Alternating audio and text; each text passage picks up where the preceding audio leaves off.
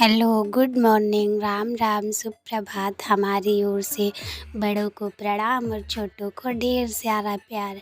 तो अभी फ़िलहाल मैं कपड़े धो रही हूँ और इसके पहले मैंने सारे काम कर लिए थे। काम किया, बच्चों को नाश्ता बना के, हलवा पूड़ी बना के उनको रेडी करके छोड़ आई स्कूल। उसके बाद कपड़े अपने धो रही थी, बच्चों के तो धो डाले थे। और उसके बाद फिर खाना बनाना हुआ तो करीब टाइम हो गया था 8-9 बज गया था। उसके बाद मैं सभी काम निपटा के छोटे मोटे फिर खाना बना रही थी। 9 बज गया था तो उसके लिए मैंने आलू और कुंदरू की सब्ज़ी बनाई आज। तो आलूओं को मैंने छील के काट लिया और कुंदरू को ऐसे ही काट लिया। मैंने भी धोया नहीं था, धोएंगे बाद में, क्योंकि पहले काट लो तो आलू का स्टार्च निकल जाता है और बाद में आराम से धुल के मैं छौंक दूँगी सब्ज़ी। इसके लिए मैं सब्ज़ी काट रही हूँ। फिर इसके बाद सब्ज़ी कट के तो मैंने लोहे की कढ़ाई में थोड़ा सा सरसों का तेल डाला और तेल अभी गर्म ही हो रहा था। तब तक मैं सब्ज़ी को धुल लेती हूँ, मसाला को निकाल लेती हूँ। और आप लोग भी बताइएगा आप लोग मसाला कैसे डालते हैं। हम तो हमेशा अपना मसाला घोल के ही डालते हैं, पानी में पहले उसे घोल लेते हैं फिर डालते हैं, तो इससे टेस्ट भी अच्छा, तो मसाला जलता नहीं। देखिए लहसुन ख़त्म हो गया था तो छौंकने के लिए मैंने प्याज डाला तो चाकू मिली नहीं, तो मैं छीलनी से ही प्याज को काट ले रही हूँ। सभी गाँव में जल्दी जल्दी में चलता रहता है। तो मैंने प्याज और हींग और जीरा डाल दिया। उसके बाद मसाला डाल दिया। देखिए मैंने फर्स्ट टाइम वीडियो शूट भी कर रही हूँ तो इतना ज़्यादा सही भी नहीं हुआ। पता नहीं मैंने कैसे मोबाइल रख दिया, ये शॉर्ट साइज में आ गया। तो मैंने सोचा चलो ठीक है, फर्स्ट टाइम है, एडजस्ट हो जाएगा।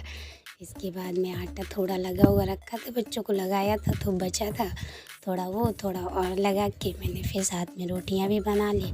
देख ली सब्ज़ी भी हमारी तैयार हो गई। देन इसके बाद मैं बर्तन सभी खाली करके बर्तन धुल के रख दूँगी और फिर जब सब लोग खाना खाएंगे तो उसके बाद के बर्तन बाद में धुलेंगे।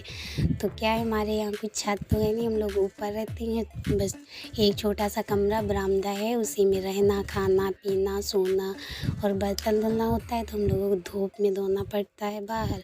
तो बहुत ज़्यादा धूप भी हो रही थी और करीब 11 बज गया था तो धूप भी बहुत ज़्यादा थी। तो मैं सोचा बर्तन पहले धुल लूँ। तो बर्तन धुल रही थी, इतनी ज़्यादा धूप और हमारे यहाँ इतनी ज़्यादा गर्मी पड़ रही है कि धूप तो 1 मिनट बर्दाश्त ही नहीं होती। तो दिन मैंने बर्तन इकट्ठा कर लिया, पानी डाल दिया और ये मैं धुल के फटाफट से रख देती हूँ, क्योंकि धूप बहुत ज़्यादा हो रही थी, इतनी ज़्यादा गर्मी लग रही थी कि बर्दाश्त के बाहर हो जाता है, इतनी ज़्यादा गर्मी होती है। तो सभी बर्तन क्या है कि धूप में मांज के रख दो तो फिर सूख भी जाते हैं। तो जूना जो हम लोग मांजते हैं ना, तो जूना उसमें लगा ही रह जाता है, इसीलिए कस के रगड़ रगड़ के छुटाना पड़ता है। नहीं तो बाद में जब वो सूखता है तो फिर जूना वो दिखाई देने लगता है। तो इसलिए हम टब भर के पानी में कस के रगड़ रगड़ के बर्तनों को धुलना पड़ता है। क्या धूप में खुद भी सूखो, बर्तनों को भी सुखा दो, ऐसा तो होता है हम लोगों के यहाँ। अब क्या किया जाए, जैसा है वैसा है। तो मैं बर्तन धुल रही हूँ और धुल गए, थोड़े बच्चे हैं और बर्तन धुलने के बाद फिर अभी भैंस को चारा भी करना है, क्योंकि दोपहर का टाइम हो गया। सुबह मैं एक बार कर चुकी थी, सुबह चारा और पानी गोबर करके और बच्चों को लंच बना के, ब्रेकफास्ट बना के और उनको तैयार करके स्कूल छोड़ आई थी। तो दोनों स्कूल चले गए थे। और देखिए लोहे की कढ़ाई होती है तो यहाँ पे क्या है कि उसमें जंग बहुत जल्दी लग जाती है। तो हमने तवा और कढ़ाई अच्छे से रगड़ रगड़ के मांज लिया। तवा भी मांज लिया क्योंकि सुबह पराठा बनाना होता है बच्चों को, तो तेल इतना ज़्यादा उसमें चिपक जाता है कि तो छूटता ही नहीं, इसलिए सुबह का सुबह मांज लेते हैं। और शाम को फिर रोटियां रहती हैं तो वो जल्दी से छूट जाता है, जल्दी से मांज के रख देते हैं। कि बर्तन भी मंज गए हम लोग, वहाँ से मांज के यहाँ पे रखते हैं, वहाँ एकदम लास्ट में मांज के यहाँ बरामदे में रखने आते हैं। धूप इतनी ज़्यादा होती है कि दिमाग ख़राब हो जाता है, ऐसी धूप होती है। फिर उसके बाद बर्तन मांज लिया और साफ़ कर देंगे सभी चीज़। बर्तन मांज के जो जूठन उठन पड़ी रहती है उसे हम सब साफ़ कर देंगे और साफ़ करके फिर बर्तन धुल के मैं सारी चीज़ें व्यवस्थित करके फिर इसको धुल के साफ़ कर देती हूँ। तब तक आप लोग भी बता दीजिए कि कौन कौन ऐसे इतनी कड़ी धूप में बर्तन धुलता है। हमारे यहाँ तो भाई ऐसा ही होता है, यहीं पे बर्तन धुलो, यहीं पे नहाओ, यहीं पे सभी काम यहीं पे ऐसे धूप में ही होते हैं। ठंडी होती है तो ठंड बहुत ज़्यादा पड़ती है और गर्मी होती है तो धूप बहुत ज़्यादा रहती है, लेकिन अब चलता रहता है। हम लोगों का क्या है, आदत पड़ गई है जैसे सारे काम करने की। फिर सफाई करके फिर मैं यहाँ जहाँ खाना बनता है यहाँ पर भी झाड़ू लगा देती हूँ, क्योंकि एक बार सुबह पूरे में लग गया था और दोबारा फिर खाना वाना बनाओ तो क्या है, गाँव में तो मक्खियाँ वक्खियाँ आ जाती है, तो दोबारा मैं झाड़ू लगा के पोछा लगा दूँ तो फिर सारा साफ़ हो जाता है। क्योंकि खाना बच्चे तो इधर आएंगे करीब 1:30-2 बजे आते हैं बच्चे, तब तक फिर ऐसा पड़ा रहता है। हम भी ऐसे पड़े रहते हैं सारा काम करके, मतलब पड़े नहीं रहते, सारे काम करके फुर्सत मिल जाती है। तब तक बच्चे भी आ जाते हैं तो इधर मैं अपनी भैंस को दोपहर का चारा भी कर देती हूँ। पहले इसको पानी पिला दूँ, पानी पिला देती हूँ, उसके बाद फिर चारा करती हूँ। क्या ये अभी बच्चा देने वाली है तो इसका ज़्यादा ख्याल भी रखना पड़ता है, तो इसको मैं पानी पिला के फिर चारा कर देती हूँ। चारा करने के बाद लाइट नहीं आ रही थी, नहीं तो पहले इसको नहला देती, उसके बाद चारा करते तो ये नहा के अच्छे से खा भी लेती, लेकिन लाइट नहीं आ रही थी तो हमने सोचा चलो जब लाइट आएगी तब नहलाएंगे। और अभी तो मैं ऐसे ही चारा कर दे रही हूँ, तब तक ये खा लेगी। और तब तक जब तक ये चारा कर रहे हैं हम ये खा रही, तब तक आप लोग बता दीजिए, क्योंकि मैं फ़र्स्ट टाइम वीडियो बना रही हूँ। अगर आप लोगों को हमारा वीडियो ज़रा से भी पसंद आए तो प्लीज़ एक लाइक और सब्सक्राइब तो बनता है, क्योंकि हम भी एक गाँव से हैं और आगे बढ़ना चाहते हैं। अब बिना आप लोगों के सपोर्ट के तो मैं आगे बढ़ नहीं सकती हूँ जब तक आप लोग सपोर्ट नहीं करेंगे। चलो देखते हैं, फ़िलहाल तो मैं फ़र्स्ट टाइम वीडियो शूट कर रही हूँ, उसके बाद देखते हैं जैसे जैसे आगे बढ़ता जाएगा वैसे वैसे समय के साथ हम भी चेंज होते जाएंगे और हमारे वीडियो की क्वालिटी में भी सुधार आती रहेगी।